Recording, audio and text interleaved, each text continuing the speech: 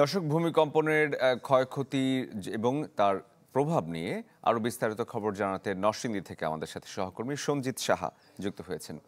সঞ্জিত, বেশ কয়েকবার নরসিংদী উৎপত্তিস্থল এবং নরসিংদীর আশেপাশে বেশ কিছু এলাকায় এই ঘটনা ঘটেছে।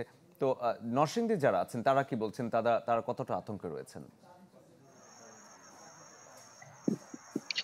আপনি জানেন গত ২ দিনে কিন্তু নরসিংদীতে পরপর ৩ বার কিন্তু ভূমিকম্প হয়েছে। সেই ভূমিকম্প হওয়ার পরে কিন্তু মানুষজন অনেক বেশি আতঙ্কিত হয়ে গেছে। কারণ ১ম দিনে যে ভূমিকম্প, সেই ভূমিকম্পে কিন্তু বেশ ক্ষয়ক্ষতি হয়েছে। সেখানে ৫ জন মানুষ মারা গেছে এবং শতাধিক মানুষ আহত হয়েছে এবং বেশ কিছু স্থাপনা ফাটল ধরা দেখা দিয়েছে এবং ভূমি যেটি রয়েছে পলাশে, সেখানেও কিন্তু ভূমিতে ফাটল দেখা দিয়েছে এবং কয়েক জায়গাতে কিন্তু ভূমি দেবে গেছে। তো সেই কারণেই কিন্তু এখানের মানুষজনের মধ্যে কিন্তু আতঙ্কটা বেশি। আর যেহেতু ভূমিকম্পের এবারের উৎপত্তি স্থলটা নরসিংদীর পলাশ এবং মাধবদীর মাঝামাঝি কোনো স্থানে, সেই কারণে কিন্তু এখানে মানুষজনের মধ্যে আতঙ্কটা যেমন বিরাজ করছে, তেমনি ভয়ও কাজ করছে। এবং একটা বিষয় আপনাকে জানিয়ে রাখি, সাধারণ মানুষ বা বিশেষজ্ঞ যারা বলছে যে আসলে ভূমিকম্পের যে উৎপত্তি স্থল, সেই উৎপত্তি স্থলে কিন্তু একাধিকবার ভূমিকম্প হওয়ার সম্ভাবনা থাকে। এর মধ্যে কিন্তু এর প্রমাণ কিন্তু আমরা ইতিমধ্যেই পেয়েছি। কারণ নরসিংদীতে কিন্তু যে উৎপত্তিস্থল, সেখান থেকে কিন্তু পরপর ৩ বার ভূমিকম্প হয়েছে। হিরন আরো মিনারেল ওয়াটার মাত্র ৫০ পয়সায় প্রতি লিটার।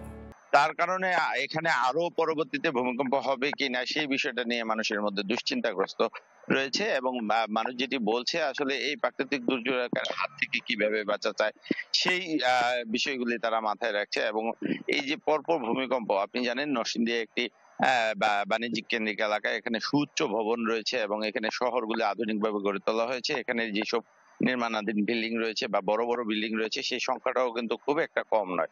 তাই এক একটা বিল্ডিং এ কম বেশি প্রায় ২০০ থেকে ৩০০ মানুষ বসবাস করে। এরকম বহু বিল্ডিং কিন্তু নরসিংদীতে রয়েছে। তো দুর্ঘটনা যদি ঘটে, সেই ক্ষেত্রে কিন্তু হতাহত এবং ক্ষয়ক্ষতির সংখ্যাটা অনেক গুণ বেড়ে যাবে।